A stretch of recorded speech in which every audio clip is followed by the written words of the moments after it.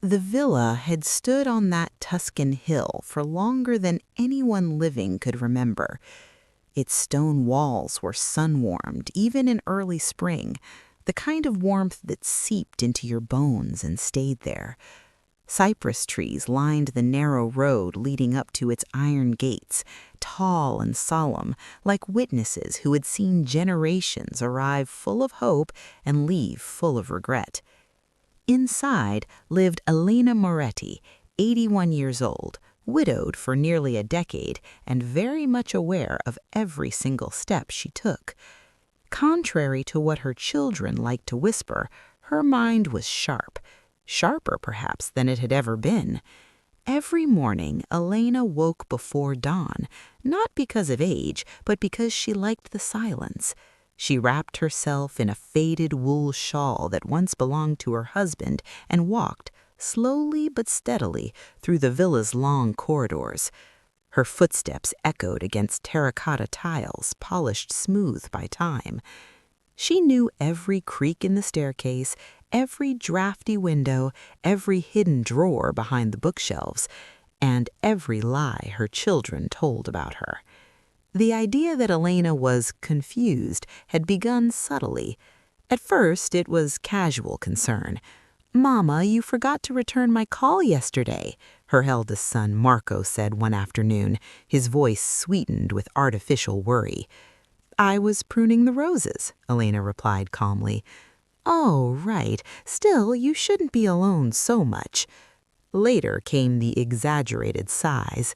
"Mama, those stairs are dangerous at your age. You shouldn't handle finances anymore. It's too stressful. You deserve rest. Peace." Peace, Elena thought, smiling faintly. What they meant was control. Her 3 children, Marco, Sophia, and Luca, had grown up racing through these halls, slamming doors, demanding allowances, assuming the villa would one day be theirs simply because it always had been. They never asked how Elena felt living there alone. They only asked who would get what. 7 years earlier, after a family lunch that ended with raised voices and slammed cutlery, Elena sat alone in the garden beneath the olive tree her husband planted the year Marco was born. That was the day she decided to prepare. Quietly, patiently, methodically. Over the next 7 years, Elena learned to use a tablet. She attended legal seminars in Florence under the guise of art lectures. She met with lawyers who didn't know her family name, accountants who didn't ask questions, and social workers who spoke not of inheritance but of escape. Women fleeing violence, children sleeping in cars, mothers with bruises hidden beneath long sleeves. Elena listened more than she spoke. And slowly she began to move pieces on a board no one else could see. Meanwhile, her children grew bolder. By the time Elena turned 81, they were no longer pretending. The proposal came wrapped in celebration. A lavish family dinner was planned at the villa. Candles, catered food, even a string quartet from Siena. The invitation called it a toast to Mama's new quiet life. Elena arrived late to her own party. She descended the staircase deliberately slowly, one hand gripping the banister, the other trembling just enough to be convincing. Conversations halted. Sophia rushed forward. "Mama, careful!" Elena blinked at her. "Have we met?" The silence that followed was exquisite. Sophia laughed nervously. "Oh, Mama, stop joking." But Marco's eyes narrowed. Throughout the evening, Elena performed beautifully. She forgot names, mixed up dates, asked the same question twice. "Is Papa coming?" she asked once, staring at the empty chair. Sophia wiped a tear. Luca squeezed Marco's shoulder. "This is exactly what we were talking about," Marco whispered, not quite loudly enough. Later, over dessert, Marco stood and raised his glass. "We've all talked, and we think it's time Mama stopped worrying about big responsibilities. She deserves care, structure, help." A notary would come soon, power of attorney, assisted living, no more stairs, painting workshops, bingo nights." Elena nodded slowly, eyes watery. "Will there be keys?" she asked softly. "Keys?" Luca laughed. The drawer slid shut with a soft, final click. Elena rested her palm on the desk, steadying herself, not from weakness, but from memory. The documents inside that drawer were not emotional decisions, they were surgical ones. Each property transfer had been planned with the same care she once used to plan family holidays when the children were small. She remembered packing snacks, checking weather forecasts, making sure no one felt left out. Funny how preparation had always been her role. Now she prepared for something else. 7 years earlier, the first property had gone. A small vineyard outside Montepulciano that the children barely remembered. It had been rented out for years, income quietly flowing into an account Marco assumed was still part of the estate. Elena remembered signing the papers in a modest legal office, her hand steady, her voice calm. "You're certain?" the young lawyer had asked. "I am very certain," Elena replied. The charitable trust had no family name attached, no plaque, no ego, just purpose. Each subsequent transfer became easier. A seaside apartment near Livorno, a narrow townhouse in Siena, and finally the villa. The villa had taken time, not because Elena hesitated, but because she waited until every legal knot was tied so tightly that even her most persistent child couldn't undo it. Meanwhile, the children visited more often. Not to sit with her, not to walk the garden. They came with folders, suggestions, urgency. Marco started managing her mail. Sophia insisted on reviewing her grocery expenses. Luca accidentally took the spare keys more than once. Elena let it happen. She even began leaving doors unlocked, pretending she forgot, letting them believe the house was slipping from her grasp. The more fragile she appeared, the bolder they became. One afternoon, Marco sat across from her in the study, legs crossed, confidence dripping from his posture. "Mama, we need to talk about the villa's future." Elena stared at a painting on the wall, a landscape her husband loved. "What future?" asked Elena. "Realistically," Marco said, lowering his voice, "this place is too much for you, and upkeep is expensive. It makes sense to plan ahead." Elena nodded. "Plan ahead?" "Yes, for all of us." That was always the phrase. Not for her, for all of us. Later that week, Sophia called with excitement in her voice. "We found the perfect assisted residence. They have art therapy and group dinners and medical staff on site." "Will I be locked in?" Elena asked. "Oh, Mama, of course not," Sophia laughed. Elena smiled, staring at the iron gates through the window. The villa had never locked anyone in. People locked themselves out. As the weeks passed, the children coordinated like executives preparing a merger. Emails, calls, shared calendars. They spoke of Elena as if she were already gone. "The notary will come on Tuesday. We should move quickly before winter. She won't understand if we wait too long." On the night before the scheduled visit, Elena barely slept. She wasn't anxious. She was remembering. She remembered the first night she and her husband slept in the villa. No furniture, just blankets on the floor and laughter echoing through empty rooms.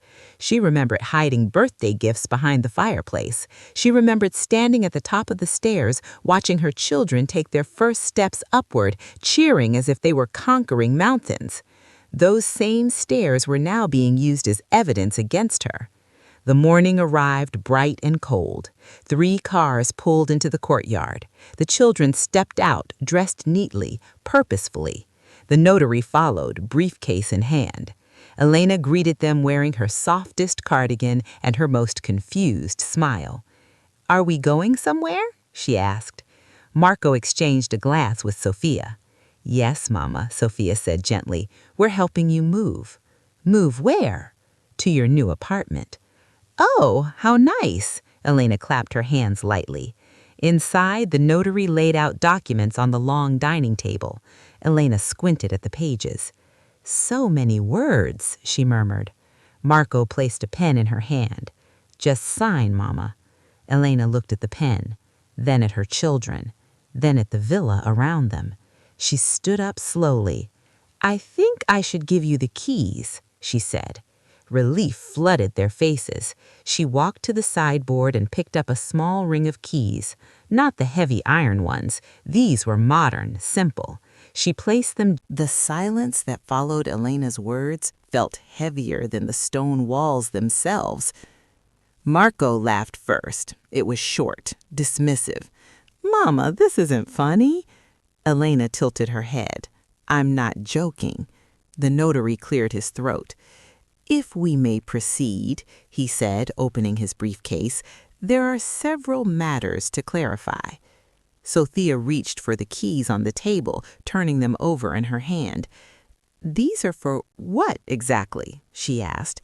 Elena gestured gently toward the window, where the villa stood bathed in morning light. "Not for this house." Luca's voice sharpened. "Then where?" The notary slid a folder forward. "Each of you," he began, "has been provided a modest residential apartment purchased outright by Mrs. Moretti 2 years ago." Marco's smile returned. "See, she took care of us." The notary continued. "These properties are located in the San Giusto district." Sophia blinked. "San Giusto?" Elena nodded. "Close to schools, buses, real life." The notary turned another page. "However," he said carefully, "each apartment carries an active 15-year mortgage." The words landed like dropped china. Marco's face drained of color. "Mortgage?" "Yes, monthly payments are now your responsibility." Luca stood abruptly. "That's ridiculous. Why would there be a mortgage if she bought them?" Elena folded her hands. "So you would have something to earn." The room erupted. "You tricked us! This is elder abuse. You're confused." The notary raised his hand. "Mrs. Moretti is fully competent. I have evaluated her capacity annually for 7 years." 7. The number hung in the air. Marco turned slowly toward Elena. "What did you do?" Elena met his eyes without flinching. "I planned." The notary slid forward another folder, thicker than the rest. "The villa," he said, "along with 3 additional properties previously unknown to the heirs, was transferred into an irrevocable charitable trust." Sophia's voice broke. "What trust?" "The Casa delle Chiavi Dimenticate Trust," the notary replied. Elena smiled faintly. "The House of Forgotten Keys." Luca slammed his fist on the table. "You gave away our inheritance!" Elena stood. "No," she said calmly. "I gave away what you forgot how to deserve." Marco's voice dropped. "We can contest this." The notary shook his head. "The trust is anonymous. The transfers are complete. The villa was renamed last month." He paused. "The first residents arrive next week." Sophia sank into a chair. Elena walked slowly to the front door. She opened it. The iron gates stood wide. Beyond them, a van pulled up. Women stepped out. Children, bags clutched tightly. Fear mixed with hope. "This house," Elena said, "will remember them." The children watched powerless as the villa filled with life that didn't resemble their own. They left without saying goodbye. Months passed. The villa changed. Laughter replaced echo. Paintings covered walls once bare. Keys hung on hooks, labeled carefully. Elena visited every afternoon. She no longer lived there, but it had never felt more like home. One day, a familiar figure stood at the gate. Sophia. She looked smaller, tired. "I was wrong," she said. Elena studied her for a long moment. "What do you want?" "To help," she whispered. Elena opened the gate. Sophia became the shelter's legal advisor. She stayed. She learned. She paid her mortgage, and the villa stood on the hill. Sophia's first day at the villa was not marked by ceremony. There was no welcome speech, no applause, no forgiveness handed out like a certificate. Elena handed her a clipboard and a ring of keys. "These open offices," she said, "not doors." Sophia nodded, swallowing. The women she met that day did not know her story, and Elena made sure it stayed that way. They knew her only as someone who listened carefully, who spoke softly, who never rushed them. The villa had developed a rhythm. Morning sunlight spilled through arched windows as children traced letters at a long dining table. The kitchen smelled of coffee and bread. Laughter bounced off walls that once echoed with entitlement. Elena moved through it all like a gentle ghost. She no longer climbed the stairs every day, but when she did, she took them slowly and proudly. Each step was hers. Marco spiraled first. He tried lawyers in Florence, then Rome. Each consultation ended the same way: polite regret, firm refusal. The trust was airtight, the transfers final, the timeline impeccable. The more doors he knocked on, the more they closed. Luca pretended none of it bothered him. He posted photos online, smiling, traveling, but his calls went unanswered. His mortgage payments stacked up. The apartment felt smaller every month. He stopped calling Elena altogether. Sophia stayed. She learned how fear reshaped a person's voice, how paperwork could save a life, how silence sometimes protected more than words ever could. One evening, she found Elena in the garden beneath the olive tree. "I didn't come back for forgiveness," Sophia said quietly. "I came back because I finally understood." Elena did not respond. "I thought love was what you left behind," Sophia continued, "but it was what you built."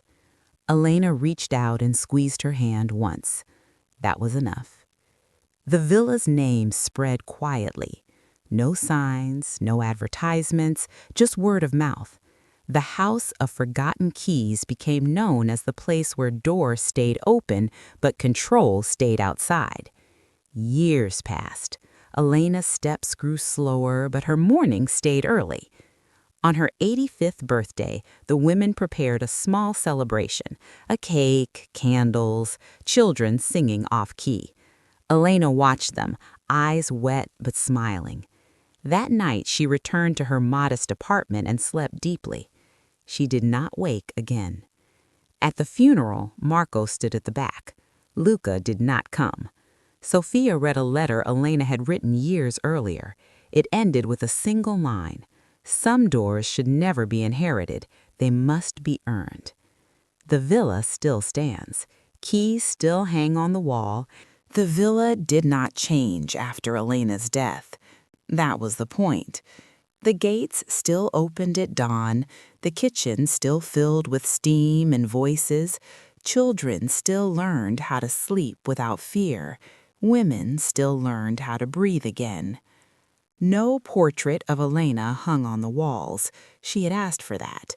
Instead, her presence lived in small things, in the way keys were labeled carefully, in the rule that no one raise their voice in the hallways, in the habit of leaving one light on at night, no matter how full the house was. Marco sold his car to keep up with the mortgage.